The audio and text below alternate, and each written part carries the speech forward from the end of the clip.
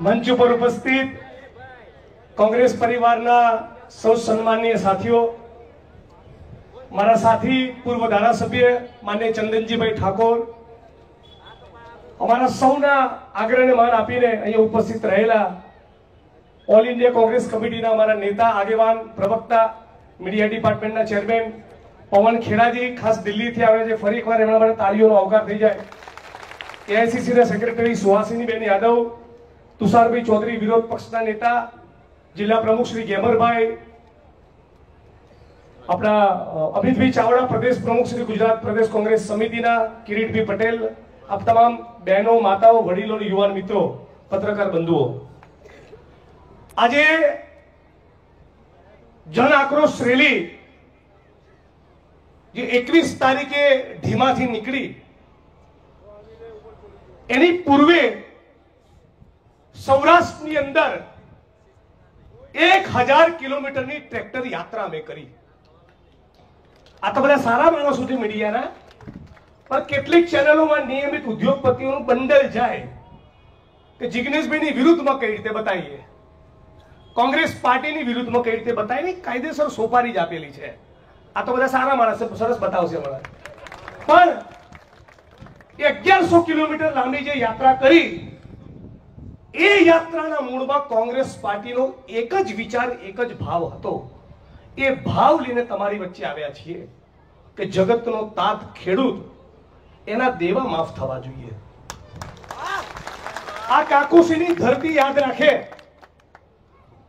ભારત સરકારના આંકડા પ્રમાણે આજની તારીખે આપણા દેશના એક ખેડૂતની ખેતીમાંથી થતી એક દિવસની આવક, ઘર પરિવારના બીજા સભ્યો બીજું કામ કરતા હોય એ નહીં ગણવાનું, ખાલી ખેતીની એક ખેડૂતની એક દિવસની આવક આ 2025ના ભારતમાં ફક્ત 27 રૂપિયા છે. કેટલા? 27 રૂપિયા. અને મુકેશ અંબાણી એ 27 માળની બિલ્ડિંગમાં રહે છે. એટલે નરેન્દ્રભાઈનો ફોટો તમને મુકેશ અંબાણી જોડે જોવા મળશે, અને રાહુલ ગાંધીનો ફોટો તમને દાળિયા, ભાગ્યા અને ખેડૂતની પડખે જોવા મળશે. આખા ખેડૂત પરિવારની આવક, ખેડૂત એના પરિવારમાં દીકરા હોય, કોઈ ગલ્લો કરીને ભૂંગળાના બટાકા વેચતું હોય, કે પરિવારની કોઈ બેન કચરા પોતા કરવા જતી હોય, કે કોઈના ત્યાં ફેક્ટરીમાં દીકરો જતો હોય, એ ખેડૂત પરિવારની આવક એ 10,218 રૂપિયા છે. હવે 2,500ની ડીશ તો ભારતીય જનતા પાર્ટીના ચોરો ખાઈ જાય છે કાર્યક્રમોમાં સરકારી, અને આખા ખેડૂત પરિવારની આવક કેટલી? 10,218 રૂપિયા. પણ નરેન્દ્રભાઈએ તો તમને ને મને વચન આપ્યું હતું, આખા ગુજરાત અને દેશના ખેડૂતોને વચન આપ્યું હતું કે તમારી આવક ડબલ કરીને બતાવીશું. આવક નહીં, જાવક ડબલ થઈ ગઈ. આજ ગુજરાતની અંદર જે કહેવાતા વાઇબ્રન્ટ અને સ્વર્ણિમ ગુજરાતની અંદર આ કમોસમી વરસાદના કારણે 6 ખેડૂતોએ આપઘાત કરવો પડ્યો. લાજીને ડૂબી મરો ભાજપ વાળાઓ. અને એટલા માટે અને જન આક્રોશ રેલી એ માંગ લઈને નીકળી છે કે દુનિયા થાય પણ જ્યાં સુધી ગુજરાતના ખેડૂતોના દેવા માફ કરવામાં આવે નહીં, ત્યાં સુધી અમે ઇન્કલાબ કરવાના છીએ. અને આ વાત લઈને જન આક્રોશ રેલી નીકળી. સાથોસાથ અમારી માંગણી હતી કે ભાઈ ધારો કે ચંદનજીભાઈને કાલે ગુજરાતના મુખ્યમંત્રી બનાવી દઈએ અને 50 લાખ લોકોને રોજગારી ના આપે એવું બને, પણ ખાલી પડેલા સરકારી પદોમાં ભરતી કરવી, એમાં તો કોઈ રોકેટ સાયન્સ છે નહીં. ધારો કે 2.5 લાખ પદ ખાલી હોય તો 5 વર્ષનું તમારું શાસન, દર વર્ષે 50,000 કરીને 2.5 લાખ લોકોને નોકરી આપી દો. એટલે બીજી અમારી ખાસ માંગણી હતી કે ખાલી પડેલા સરકારી પદોમાં ભરતી થવી જોઈએ. વર્ષોથી આપણે બધા કાકોસી હોય, સિદ્ધપુર હોય, પાટણ હોય, વડગામ હોય, ગુજરાતના ખૂણે ખૂણે જઈને બોલીએ છીએ કે આશા વર્કર બહેનો, આંગણવાડીની બહેનો, જીઆઈએસએફના જવાન, સફાઈ કામદાર, મલ્ટીપર્પઝ હેલ્થ વર્કર, પંચાયતના પટાવાળા, હોમગાર્ડના જવાનો, આ ફિક્સ પગાર આઉટસોર્સિંગ કોન્ટ્રાક્ટમાં નીચો વહી ગયા. તો આ ફિક્સ પગાર આઉટસોર્સિંગ કોન્ટ્રાક્ટની સિસ્ટમ પણ આ ગુજરાતમાંથી નાબૂદ થવી જોઈએ. આ વાત લઈને અમે આખા ગુજરાતમાં નીકળ્યા હતા, સૌરાષ્ટ્રમાં નીકળ્યા હતા. હવે ભલું થજો હર્ષ સંઘવીનું,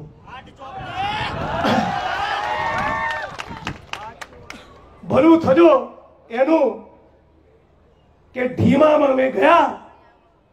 બનાસકાંઠાથી યાત્રા શરૂ થઈ, ઢીમાથી 21 તારીખે, અને શિવનગર પાસે યાત્રા પહોંચી. અને માનનીય તુષારભાઈ અને માનનીય અમિતભાઈની સમક્ષ મારી હાજરીમાં એક શિવનગરની બહેનો આવી અને કીધું કે જિગ્નેશભાઈ, દારૂ વેચાય છે, ડ્રગ્સ વેચાય છે, ગાંજો વેચાય છે, અને વર્ષોના વર્ષથી બોલી બોલીને થાકી ગયા, પણ છતાં અહીંના પોલીસ વાળા સાંભળતા નથી. બોલો મારે શું કરવાનું? ચૂપ રહો કે છોતરા કાઢું? એટલે નક્કી કર્યું કે હમણાં છોતરા કાઢવામાં આવશે. અને ટોળું લઈને ગયો હજળપંપ પોલીસ સ્ટેશન. કાવો બેટમજી, બરાબર કર્યું ને? આ ગુજરાતની સ્ત્રીઓ, આ ગુજરાતના યુવાનો તમને અરજી આપે, આવેદન પત્ર આપે, વિધાનસભામાં અમે બોલીએ, પત્રો લખીએ, આવેદન પત્રો આપીએ, ગૃહ સચિવને કહીએ, ડીજીને કહીએ, હર્ષ સંઘવીને કહીએ, મુખ્યમંત્રીને કહીએ, અને એ પછી તમારા પેટનું પાણી ના આવતું હોય તો પાટણના એસપી હોય કે ગુજરાતના કોઈ પણ ખૂણાના હોય, તાવ આવી જશે. યાદ રાખી લેજો, સુદામા ચોકડી પર ડ્રગ્સ મળે છે, મને ખબર છે. અને યાદ રાખી લેજો, આ 4 દિવસની ઇન્સ્ટાગ્રામની રીલ બનાવવાનો કાર્યક્રમ નથી, છોડા કાઢી નાખવા માટે નીકળ્યા છીએ. અને ત્યાં જઈને પછી બધી બહેનો અને માતાઓ ધમધમાટી બોલાવી. ત્યાંના જિલ્લા પોલીસ વડા થરાદના, ત્યાંના પોલીસ ઇન્સ્પેક્ટર, જાહેરમાં કહું છું, એમને 10-12 દિવસથી વધારે નહોતા થયા. મુખ્યત્વે વાંક એમનો નથી, પણ ત્યાં એક પોલીસ સબ ઇન્સ્પેક્ટર જે પોલીસ ઇન્સ્પેક્ટરના પાવરમાં ફરે છે, જેને સત્તાના આશીર્વાદ છે, એ અને ડીવાયએસપી ની જવાબદારી બનતી હતી કે એસપી ને જાણ કરે કે અહીંયા આટલા આટલા ધંધા ચાલે છે, સાહેબ બંધ કરાવો. મારી બહેનો ખોટી નથી. એ છતાં મીડિયામાં શું સીન ક્રિએટ કર્યો કે જિગ્નેશભાઈ જે લોકોને લઈને ગયા હતા ત્યાં તો કે બુટલેગર હતો. અને બુટલેગર હતો, તમે મંજીરા વગાડતા હતા? દારૂ ગુજરાતમાં વેચાતો હોય તો બુટલેગર નીકળે. પણ મૂળ ફરિયાદ હતી બહેનોની. આ તમારી વચ્ચે ગુજરાતની જનતા સમક્ષ ચોખવટ કરવી જરૂરી છે. અને બહેનોની રજૂઆતના પગલે અમે ગજગજાઈને ત્યાં આગળ બેટિંગ કરી. મરચા લાગ્યા પહેલા 8 ચોપડીને કાર્યક્રમ કર્યો થરાદમાં, અને રેલો આવ્યો સુરત અને ગાંધીનગરમાં, અને બરાબર ભરેલા તીખા તમતમતા મરચા લાગ્યા. અને પછી ભાઈ બોલ્યા કે સંસ્કાર નથી. અને ગુજરાતની વસ્તી પછી તો જે ચડી બેઠી છે, આવડી સોશિયલ મીડિયામાં ત્યારની ઘડીને આજનો દિવસ ચોપડાવે છે. આખા ગુજરાતે કાર્યક્રમ ઉપાડી લીધો છે. ચારે બાજુથી ફોન આવે છે. 70 અડ્ડાઓનું લિસ્ટ મને પાટણ અને વડોદરાનું ગઈકાલે રાત્રે મને મળ્યું. પછી તપાસ કરી જયાબેન, તો લગભગ 70-80% તો બધું બંધ થઈ ગયું છે અહીંયા. બાકીનું 20-25% બાકી હશે ને એવું સમજતા છે કે અમિતભાઈ અને જિગ્નેશભાઈ તો રેલી પટેલે ઘેર જતા રહેશે. પડોશી છું વડગામ વાળો, બૂમ પાડશું એટલે આવી જઈશ. સહેજ પણ ઢીલું મૂકવાનું નથી.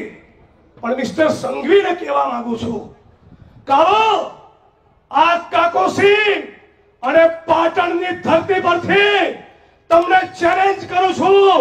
દારૂ અને ડ્રગ્સના મુદ્દે ગુજરાત પોલીસ ભવનના પ્રાંગણમાં એક જાહેરમાં મારી સાથે ડિબેટ થઈ જાય, અને દૂધનું દૂધ અને પાણીનું પાણી કરીએ. તમને પડકાર ફેંકું છું, મારી સાથે જાહેરમાં ડિબેટ કરો. અને તમને વચન પણ આપું છું, 8 ચોપડી ભરેલા છો, 9માના પાઠ્યપુસ્તકનો કોઈ સવાલ નહીં પૂછું. બસ પણ તમને સવાલ તો પૂછવામાં આવશે કે કયો એ મંત્રી છે જે કુટણખાના, જુગારના અડ્ડા, દારૂના અડ્ડા અને ડ્રગ્સના કાળો કારોબારમાંથી કમાય છે? એ મંત્રી કોણ છે? આ સવાલ પૂછવો કે નહીં? જે ડ્રગ્સના કાળા કારોબારમાંથી કમાય એને ગુજરાતનો ગદ્દાર કહેવાય કે નહીં? બોલો, જે ડ્રગ્સના કાળા કારોબારમાંથી કમાય એને શું કહેવાય? એને શું કહેવાય?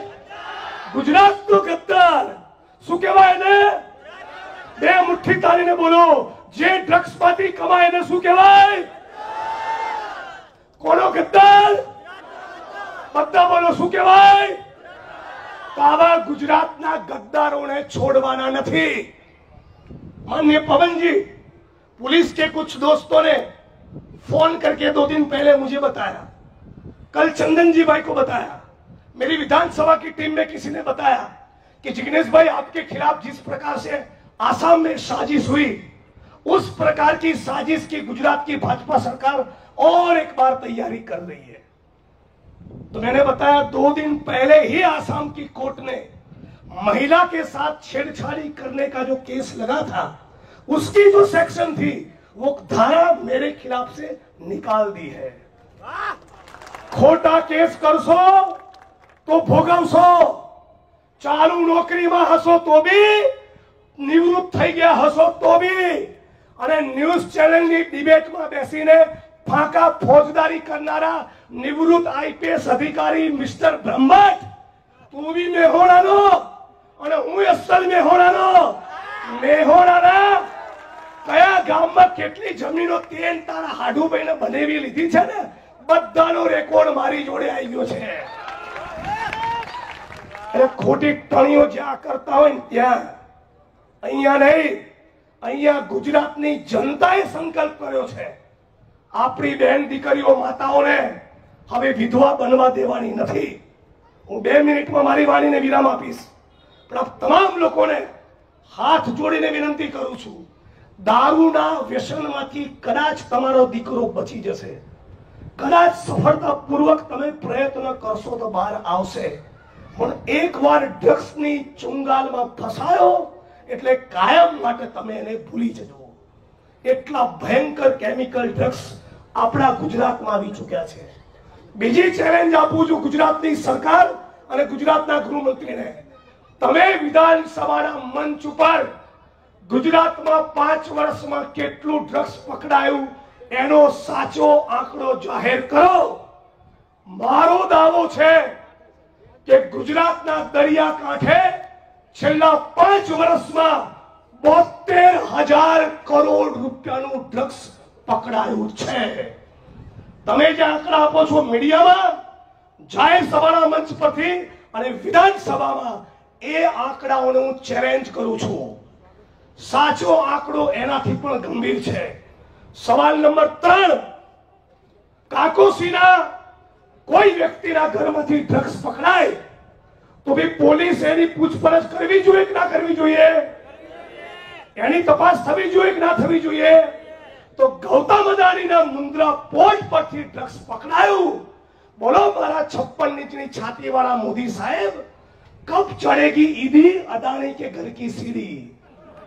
આનો જવાબ આપો. તો ગૌતમ અદાણીના ઘરે તમે ક્યારે તપાસ કરવા જવાના છો? એટલે 8 ચોપડી ફાંકા ફોજદારી મૂકી ગુજરાતની મારી બહેનો અને માતાઓ હવે વિધવા ના થાય એવું કરો. આવો બધા સાથે મળીએ અને એક નવું ગુજરાત બનાવીએ, એક ઉજળું ગુજરાત બનાવીએ, સાબિત કરીએ કે ગાંધી અને સરદારનું ગુજરાત છે, ઇન્દુલાલ યાજ્ઞિક અને રવિશંકર મહારાજનું ગુજરાત છે. આપણા ગુજરાતમાં એક પણ યુવાન એ ડ્રગ્સની ચુંગાલમાં ફસાવો જોઈએ નહીં. તમે એક માણસ સોશિયલ મીડિયામાં લખો, લિસ્ટ જાહેર કરો, કોંગ્રેસ કાર્યાલયમાં પહોંચાડો, કોંગ્રેસના તાલુકા પ્રમુખને આપો, જિલ્લા પ્રમુખને આપો, ધારાસભ્યને આપો, જ્ઞાનીબેન સંસદ સભ્યને આપો, પૂર્વ ધારાસભ્યોને આપો. તમામ જગ્યાએથી ગુજરાતમાં જે ગુંજ ઉઠી છે એને ઇન્કલાબમાં તબદીલ કરી દો. કહી દો કે તમારા બાપનો દેશ નથી, ये धरती अपने आप की नहीं तुम्हारे बाप की. આ ખોખારો ખાઈને કહેવાનો છું. છેલ્લે મારી વાણીને વિરામ